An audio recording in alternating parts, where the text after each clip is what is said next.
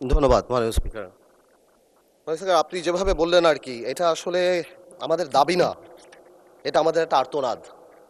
একটা শিশু যখন অসুস্থ হয় ভোলাতে, তখন একটা মা সুস্থতার কথা চিন্তা করে না। চিন্তা করে আমরা যে এই ভৌগোলিক কারাগারে 12 ঘন্টা 14 ঘন্টা লাগবে, লঞ্চ নাই, সন্ধ্যা 6টা থেকে পরের দিন সকাল 6টা 8টা পর্যন্ত আমরা যেতে পারি না কোথাও। আমরা একটা ভৌগোলিক কারাগারের মধ্যে আবদ্ধ হয়ে যায় মাননীয় স্পিকার, আপনি ভালো করেই জানেন। Who would know better than you. এর চেয়ে আরেকটা ব্যাপার, কোনো দুর্ঘটনা যদি হয় সন্ধ্যার পরে, স্পিডবোট সন্ধ্যা 6টার পরে মাননীয় স্পিকার চলে না।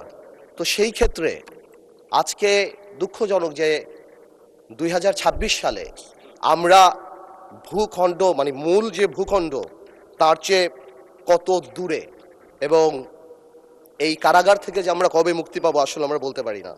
স্পিকার, আমি আরেকটা আলোকে আমি এই কথাটা বলতে চাই। স্পিকার, আমাদের সংবিধান, আমাদের মৌলিক অধিকার এবং সাংবিধানিক দায়বদ্ধতার প্রশ্নটা একটু তুলতে চাই। আমাদের আর্টিকেল 32 জীবন ও ব্যক্তি স্বাধীনতার কথা বলে, কাউকে বঞ্চিত করা যাবে না। ফ্রি মুভমেন্টের কথা বলে আর্টিকেল 36।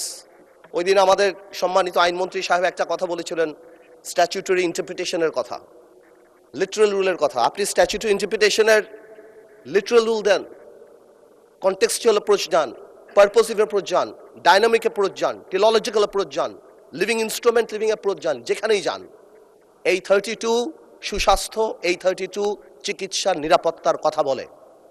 ফ্রি মুভমেন্ট মানে এই না যে আমি এখান থেকে এখানে গেলাম। ফ্রি মুভমেন্ট সারা বাংলাদেশ, তার স্থল হোক দ্বীপ হোক, আমি যেখানে যেতে চাই আমি সেখানে যেতে পারবো। কিন্তু আজকে আমরা কেমন জানি একটা অস্থায়ী অবহেলার মধ্যে পড়ে গিয়েছে মাননীয় স্পিকার। তাই বলবো, শুধুমাত্র ইকোনমিক ফিজিবিলিটির দিকে তাকানোর না, আমার সাংবিধানিক যে অধিকার, এবং এটা সুপ্রিম কোর্টের অনেক রুলিং আছে, এবং আপনি যেখানেই যান, আপনি যদি ব্রড ইন্টারপ্রিটেশনে দেখেন, আমি বাংলাদেশের যে কোনো জায়গায় যেতে চাই কোনো বাধা ছাড়া।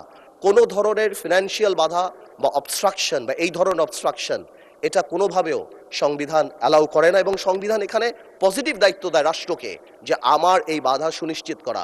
মাননীয় মন্ত্রী সাহেব 17,000 কোটি টাকা বলেছে, 17,000 কোটি হোক বা 25,000 কোটি টাকা হোক, আমার মৌলিক অধিকার এখানে অ্যাট স্টেক।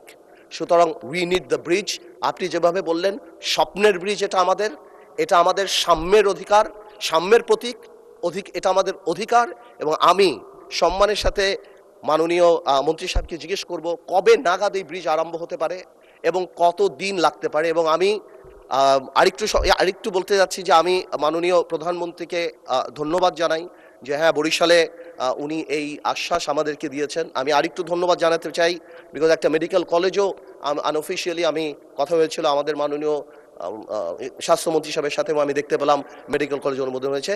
যা coming back to Bhola bridge, আমি এতটুকু জানতে চাচ্ছি এটা কত দিন লাগতে পারে এবং কবে এই কাজ আরম্ভ হতে পারে। আপনাকে ধন্যবাদ স্পিকার।